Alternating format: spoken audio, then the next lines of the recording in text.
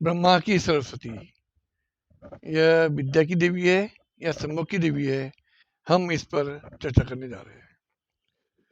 मत्स्य पुराण जो ब्राह्मण ग्रंथ है, उसके अध्याय 3 और श्लोक 32 से लेकर 35 तक हमें पढ़ाई करने पर, अध्ययन करने पर सरस्वती देवी और ब्रह्मा के संभोग की कहानियां दिखाई पड़ेगी। ब्राह्मण धर्म है या वैदिक धर्म के अनुसार सृष्टि का निर्माता ब्रह्मा है। बताया गया है कि सृष्टि के निर्माण ब्रह्मा ने किया है।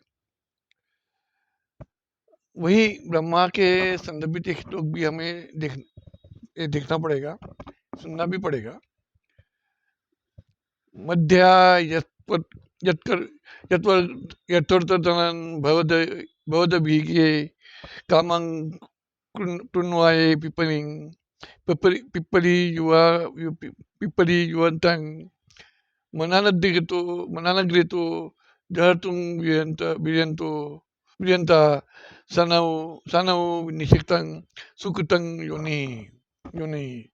ये 67 क्रमांक का श्लोक है।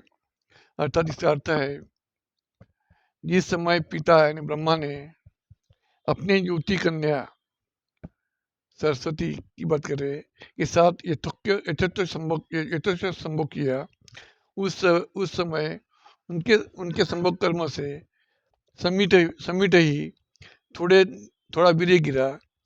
परस्पर अभिगमन करते समय दोनों ने वह वीर्य यज्ञ के ऊंचे स्थान पर योनि में छोड़ दिया। ये उसका हिंदी भावार्थ है। इस अर्थ का वैज्ञानिक दृष्टिकोण से विश्लेषण हम फिर कभी करेंगे। दूसरा विषय यह है कि विष्णु सरस्वती की इनके संभोग से विष्णु और सरस्वती इनके संभोग से मनु का जन्म होता है। मनु का जन्म यानी मनु का पुत्र कौन है? मनु किसका पुत्र है? विष्णु और सरस्वती का। मनुस्मृति में क्या लिखा है ये भी हमको देखना पड़ेगा। जो मनु ने मनुस्मृति ग्रंथ की रचना की है। अभी उस मनुस्मृति ग्रंथ के श्लोक अध्याय 9 और श्लोक 45-48 में भी एक कुछ संदर्भ है स्त्री वर्ग के बारे में। जो स्त्री वर्ग है उसके बारे में संदर्भ में जो लिखा है उस पर भी हमको समझना होगा। उसमें क्या लिखा है मनुस्मृति में? पति यह पत्नी को छोड़ सकता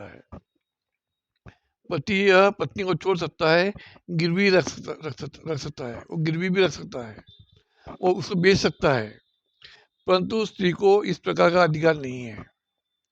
स्त्री को संपत्ति रखने का भी अधिकार नहीं है। स्त्री ये संपत्ति मालिक, स्त्री का मालिक जब मालिक की संपत्ति है, उसका पति से मालिक होगा या पुत्र मालिक होगा या पिता मालिक होगा। यह इस अर्थ में मनुस्मृति में स्त्री का संदर्भ दिया गया है।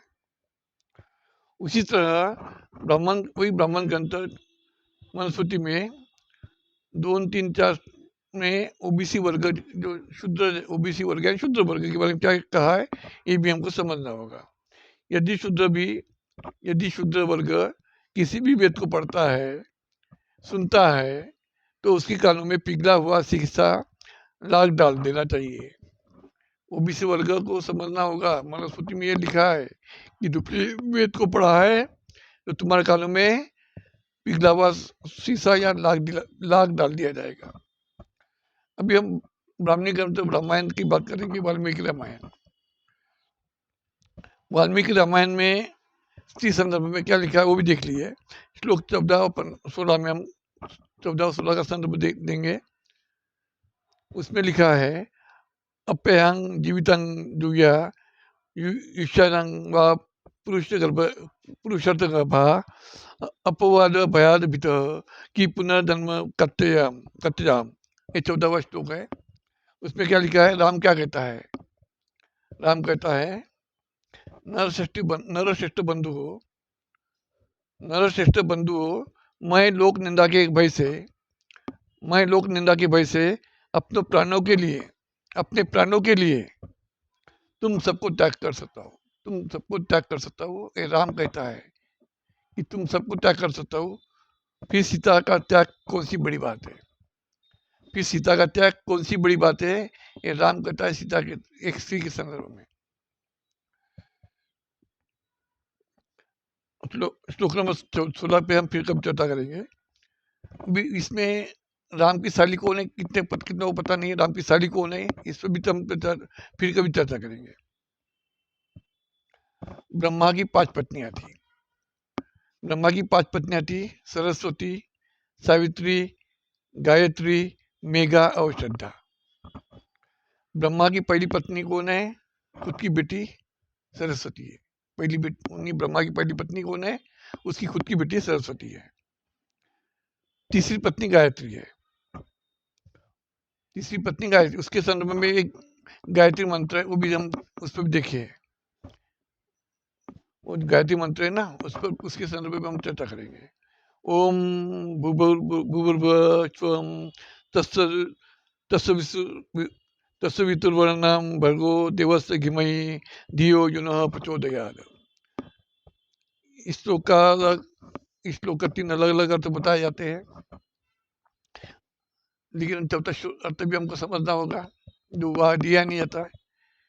तो धियो यो नः प्रचोदयात्, धियो यो नः प्रचोदयात् अर्थात अपनी योनि प्रचोदयात का अर्थ अपने इस प्रचोदयात ये समझना होगा। और हमारी महिला वर्ग गायत्री मंत्र का पूजन करता है। अब हम इसे क्या कहें, इस पर संशोधन होना भी जरूरी है। कारण ब्रह्म और दूसरी बात क्या, ब्राह्मण के जो जितने ग्रंथ है वहाँ श्री शंभु का बहुत वर्णन आता है। वही ब्राह्मी धर्म का शक्त परंपरा में कुछ लिखा है, शक्त परंपरा, उसका भी आगे हम जिक्र करेंगे। उसमें विष्णु और ब्रह्मा का रिश्ता बताया गया है, ब्रह्मा और विष्णु का रिश्ता बताया गया है। उसमें क्या लिखा है, महालक्ष्मी द्वारा विष्णु और सरस्वती की उत्पत्ति होती है। इसी तरह महालक्ष्मी द्वारा विष्णु और सरस्वती की उत्पत्ति होती है। विष्णु और सरस्वती भाई बहन है, विष्णु और सरस्वती भाई बहन है। सरस्वती का विवाह ब्रह्मा से होता है, सरस्वती का विवाह ब्रह्मा से होता है। ब्रह्मा की पुत्री विवाह से सरस्वती का विवाह ब्रह्मा से होता है, ब्रह्मा की पुत्री का विवाह विष्णु से होता है। सरस्वती का विवाह ब्रह्मा से होता है। अब ब्रह्मा की पुत्री का विवाह विष्णु से होता है। विष्णु की कौन होती है? विष्णु और सरस्वती बहन भाई है, और सरस्वती की लड़की का विवाह ब्रह्मा से होता है, यानी वो भांजी से बलात्कार कर रहा है, ये समझना होगा। अभी वायु संहिता के ऊपर चलते हैं। वायु संहिता ब्राह्मण धर्म, श्लोक क्रमांक 31-39 में क्या लिखा है? उन्होंने किन किन लोगों को नरक होगा ये उल्लेख लिखा है। शिल्पिन कारको वैद्या हेमकारा नृपवध्वजा पृतका कुट संयुक्ता सर्वे ते नरका स्मृता। अर्थात शिल्पी यानी इंजीनियर जो भी है, वो शिल्पी, कारागिर, वैद्य डॉक्टर, सुनार, राजा का ध्वज पकड़ने वाला और मकर, ये सब लोग नरक में जाएंगे, यानी ऐसा वायु पुराण में लिखा है। अभी हम कवि, आदि हिंदी कवि, आधुनिक हिंदी नहीं, आदि हिंदी कवि जो 15वीं-16वीं शती में हुए हैं, तुलसीदास 16वीं शती में हुए हैं आदि हिंदी कवि तुलसीदास। वो क्या बोलते हैं तुलसी रामायण में? ढोल गवा शुद्ध पशु नारी, ढोल गवा शुद्ध पशु नारी सब ताड़न के अधिकारी। अब तुम लोग क्या हो? ताड़न के अधिकारी हो। अभी इनको समझना होगा। रामायण, महाभारत, पुराण, मनुस्मृति आदि ग्रंथ में शिव और शुद्ध कार्य में इतना बहुत कुछ लिखा है कि वो उस पर एक किताब लिखी जा सकती है, बड़ी किताब हो सकती है। वो इतने बड़े श्लोक, इतने श्लोक से हमने लिमिटेड श्लोक की बात किया है। उस पर बाकी जो श्लोक है उस पर कभी किताब लिखेंगे तो उस पर चर्चा करेंगे।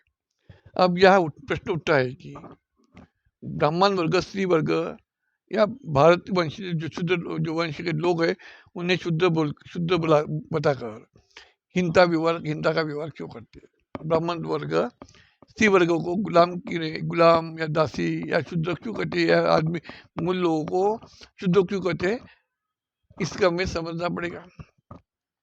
हिंसा का व्यवहार क्यों करता है, गुलामी क्यों गुलाम क्यों बनाता है, इस पर भी हमको जाना पड़ेगा। ब्राह्मण धर्मीय लोग विदेशी होने का संदर्भ बहुत है। ब्राह्मण धर्मीय लोग ये विदेशी है, ये संदर्भ बहुत है। इतने किताबों में संदर्भ है कि पूछो मत। कुछ संदर्भ मैंने कोट किया है। ब्राह्मी ग्रंथ मनुस्मृति में भी उल्लेख है, ब्राह्मणी ग्रंथ मनुस्मृति में उसका उल्लेख है। बाल गंगाधर तिलक उनकी किताब है भारतवर्ष का इतिहास। दूसरी किताब है वैदिक काव्यों का इतिहास, उसमें भी बताया गया है ब्राह्मण विदेशी है, उत्तरी ध्रुव से आए हैं, उत्तरी ध्रुव ने आर्कटिक प्रदेश से आए हैं, ये तिलक कहते हैं। वो भारतीय नहीं है, ब्राह्मण ये भारतीय नहीं है, वो उत्तर ध्रुव से आए हैं, आर्कटिक प्रदेश से आए हैं, ये तिलक कहता है। मैक्स मुलर कहता है मध्य एशिया से आए हैं, मैक्स मुलर कहता है मध्य एशिया से आए हैं। पंडित जवाहरलाल नेहरू कहते हैं उनके डिस्कवरी ऑफ इंडिया में वो भी विदेश से आए हैं। रमेश चंद्र दत्त उनकी किताब है प्राचीन भारतवर्ष की सभ्यता, साथ ही पंडित जगन्नाथ पंचोली इनकी किताब है आर्यों का आदिम इतिहास।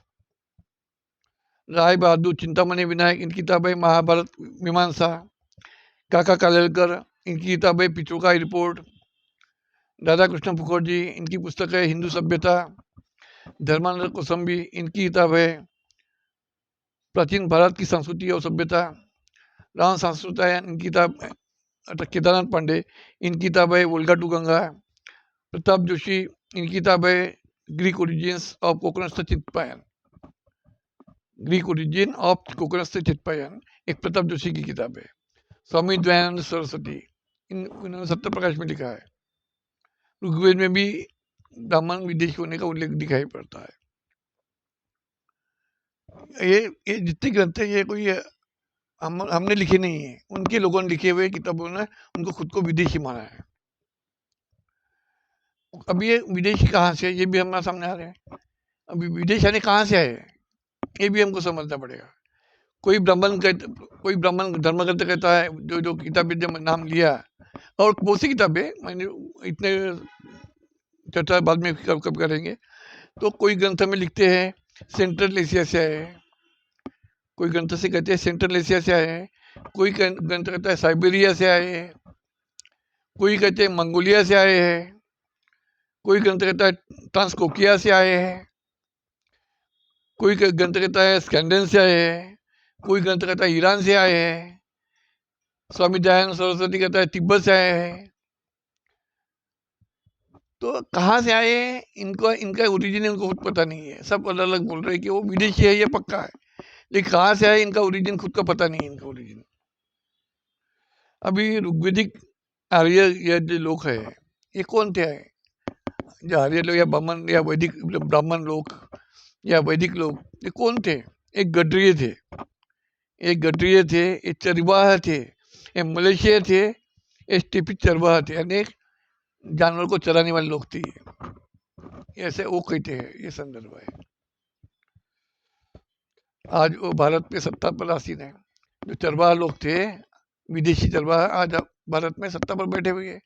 हर जगह उन्होंने कब्जा कर डाला है, न्याय व्यवस्था में भी कब्जा, हर जगह व्यवस्था कब्जा। तो ये सभी जगह आसीन है और भारत के लोगों को गुलाम बनाया है। हिंदुत्व की धर्मांधता की ये बात डर बोल रहे हैं भारत में। अगर और दूसरी बात क्या हो रही, प्राचीन भारत का अगर हमने जनगणना देखी, प्राचीन भारत की जनगणना हमने देखी तो उन्होंने खुद को ब्राह्मण वर्ग कहा है, उन्होंने हिंदू नहीं कहा।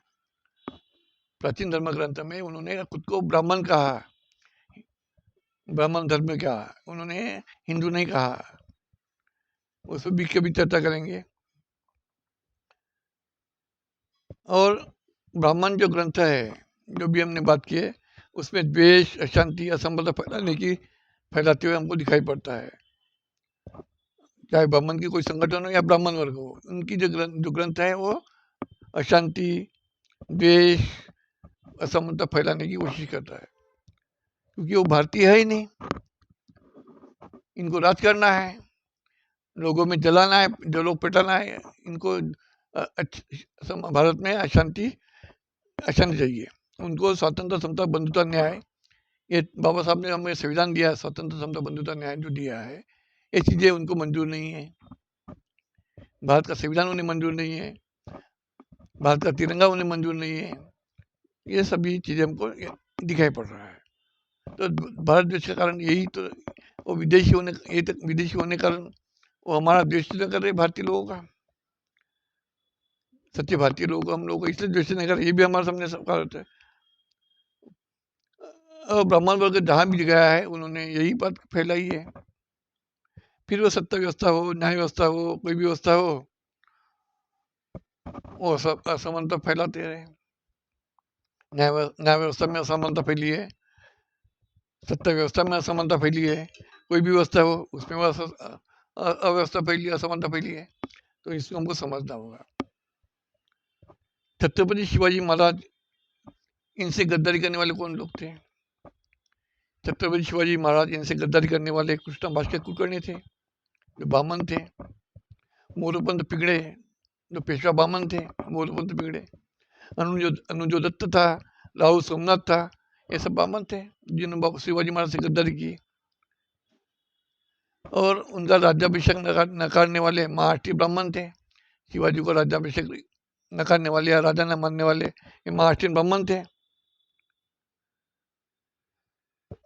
और शिवाजी महाराज के जो विश्वासु लोग थे वो महार मराठे थे।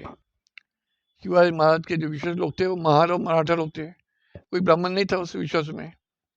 शिवाजी महाराज के तीन अंगरक्षक थे, उसमें एक मुसलमान भी था। शिवाजी महाराज के जो अंगरक्षक था, तीन अंगरक्षक, उसमें एक मुसलमान था जो सिद्दी इब्राहिम नाम का था, उसका नाम सिद्दी इब्राहिम था। शिवाजी की सेना में 60,000 से ज्यादा लोग मुस्लिम सरदार थे, मुस्लिम सैनिक थे। संत शिवाजी महाराज का जो गुरु आध्यात्मिक गुरु वो तुकाराम महाराज थे। उन्होंने वहां भी बामन बिठा दिया रामदास स्वामी को, जबकि वो रामदास स्वामी का शिवाजी से कोई संबंध नहीं है। तुकाराम महाराज उनके आध्यात्मिक गुरु है। उन्होंने इतना नहीं किया, गुरु गोविंद सिंह, उनको औरंगजेब को मिला, औरंगजेब के पास ले जाने वाला गंगाधर कोल एक ब्राह्मण था, कश्मीरी ब्राह्मण था। ये गुरु तेज बहादुर, इनके जो सिर काटने वाला मोहन, ये 33 साल का ब्राह्मण था। इतिहास, ब्राह्मण का इतिहास ऐसा है, कभी धोखाधड़ी ये थी करने का, ये संदर्भ है हमें। मोहनदास गांधी का खून भी ब्राह्मण ने किया, इतिहास है। तो ये बताने, संदर्भ देने का कारण हमको समझना पड़ेगा कि ब्राह्मण वैदिक लोगों ने भारत को गुलाम, तो भारत की जो मजबूती थी, जो अच्छी संस्कृति थी, उसको बर्बाद किया है ब्राह्मण वर्ग ने। अब ये भारत में कब आए, यही एक प्रश्नार्थक है। ये ब्राह्मण लोग भारत में कब आए, यही एक क्वेश्चन है, प्रश्नार्थक है। क्योंकि सिंधु घाटी सभ्यता में वो कहते हैं, सिंधु घाटी सभ्यता भारत की ईसा पूर्व 33 से 1900 रहे, वहां इनका कोई संदर्भ दिखाई नहीं पड़ रहा। सिंधु घाटी सभ्यता में इनका कोई प्रमाण नहीं, ना डीएनए में इनका कोई आधार मिला, इनका कोई रिपोर्ट मिला। और ये खुद को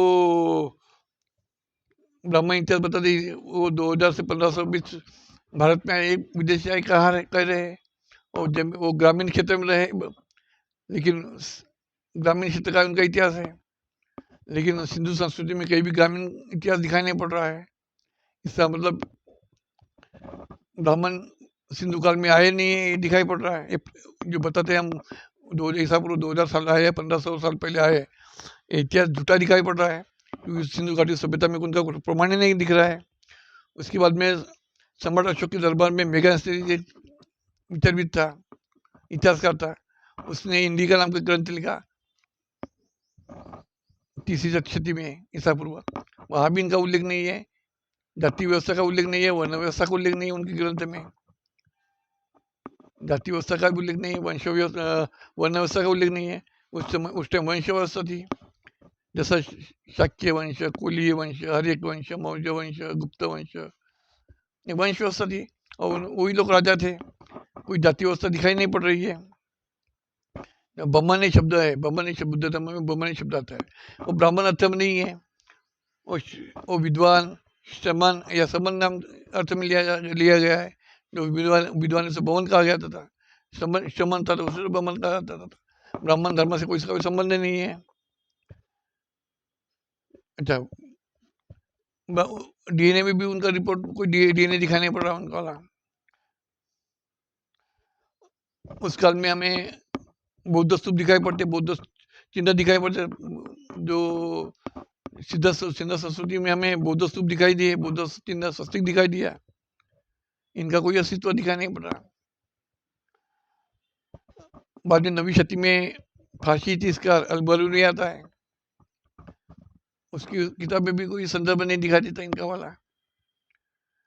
बुद्ध के महाप्रवाण के बाद जो महाप्रवाण हुआ ईसा पूर्व 483, नए शोध के अनुसार 533 बताया गया। तो उसके बुद्ध के महाप्रवाण के बाद चौथी संगीति हुई है, बुद्ध संगीति हुई, वो ईसा पूर्व 72 में हुई, ईस्वी 72 में हुई है, जो कश्मीर के कुंडलवन में हुई, कश्मीरी कुंडलवन में हुई है। तो कुषाण सम्राट कनिष्क का वो कालखंड था, उसे संरक्षण में चौथी बुद्ध संगीति हुई कश्मीर में ईस्वी 72 में। और वसुमित्र इन्होंने अध्यक्षता की और अशोक घोष ने उसकी उपाध्यक्षता की। उस चौथी बुद्ध संगीति के परिणाम ये हुआ, वैचारिक मतभेद हुए और हीनयान एवं महायान संप्रदाय का उदय हुआ। हीनयान और महायान जो उदय हुआ वो चौथी संगति में हुआ, ईस्वी यानी पहली शती में। हीनयान या महायान का उदय जो हुआ वो तो पहली शती में हुआ, ये हमको समझना होगा। पहली शती कुषाण काल में, चौथी संगति के बाद चौथी संगति में हुआ। अभी सिंधु घाटी सभ्यता हमने देख लिया 33 से 1900, वो पढ़ी वहां जो लिपि है अब पढ़ी गई, अभी तक पढ़ी और समझी नहीं गई है।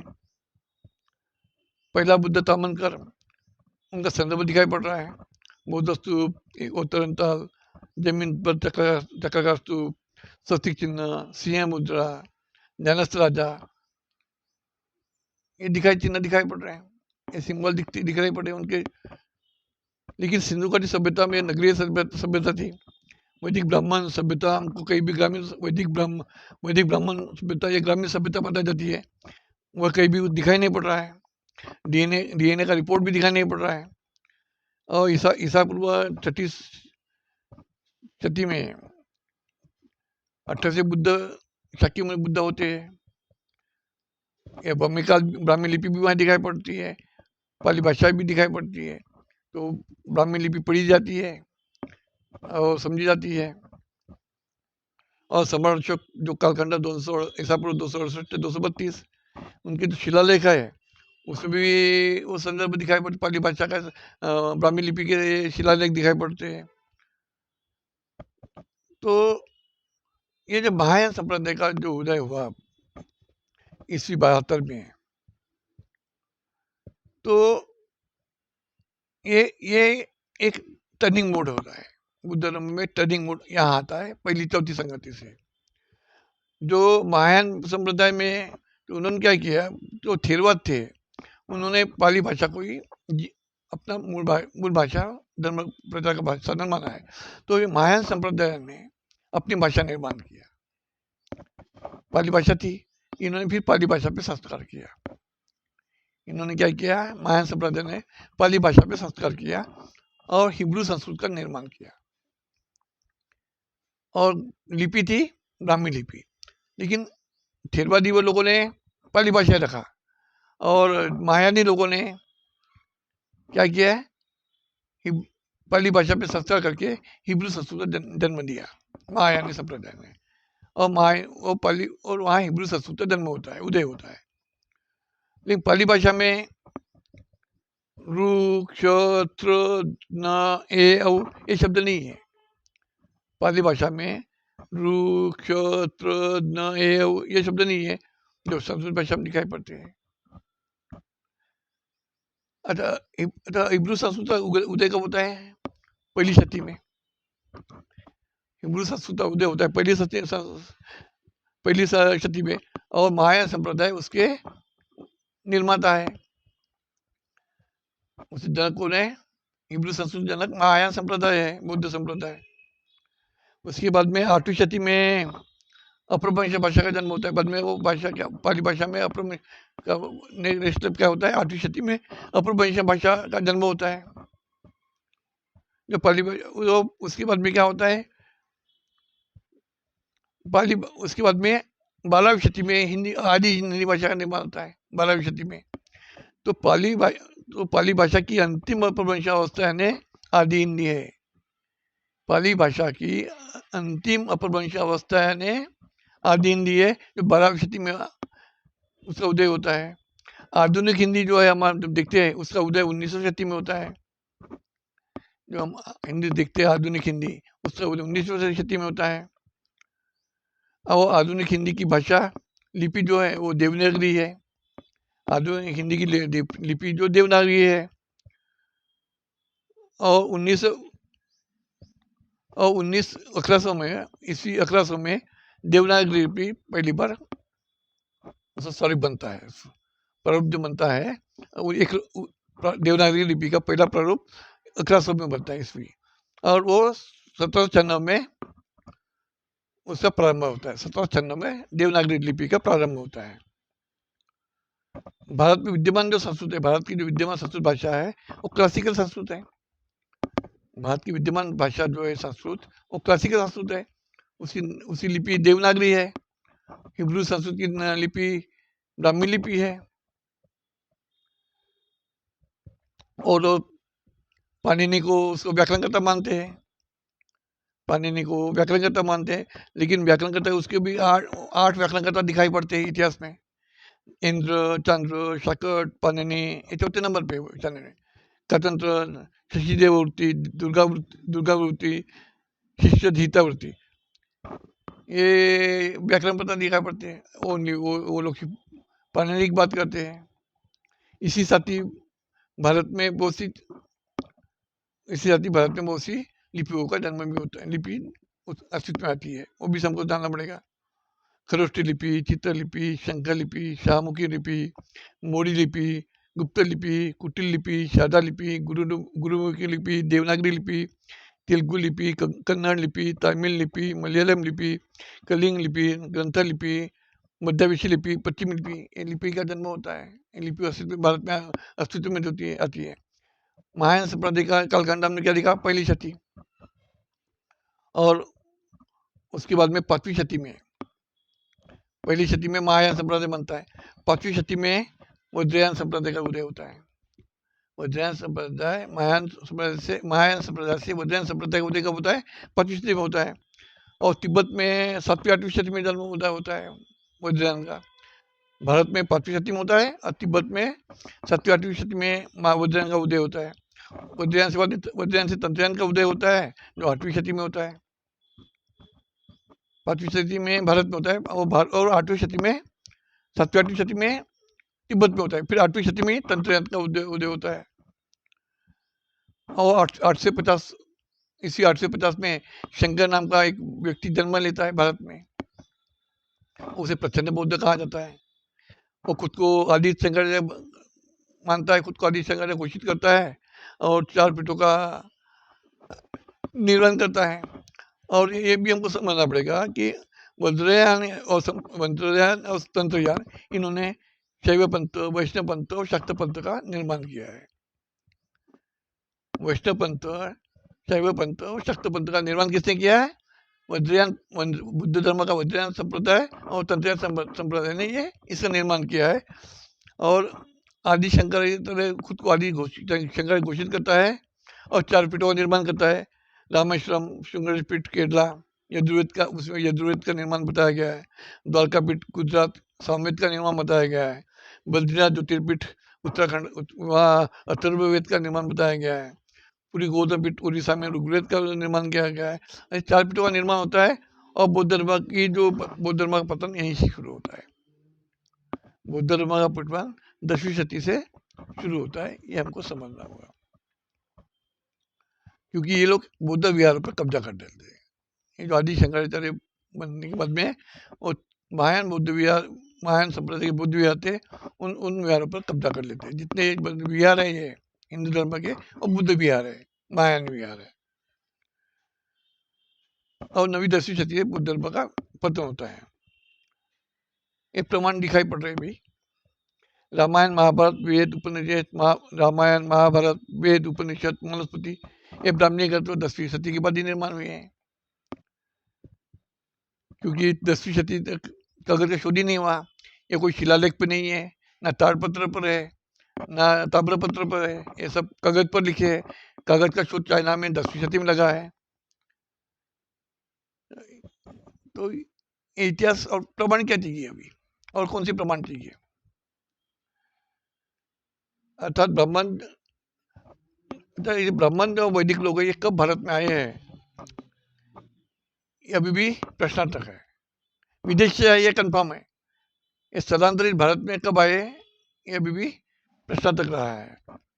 स्थलांतरित हुए होंगे, जैसे यूपी के लोग महाराष्ट्र में आते हैं, यूपी के लोग बाहर, बिहार यूपी बिहारी बाहर जाते, कब जाते कहाँ आते पता नहीं है, वैसा ही इनका संदर्भ है।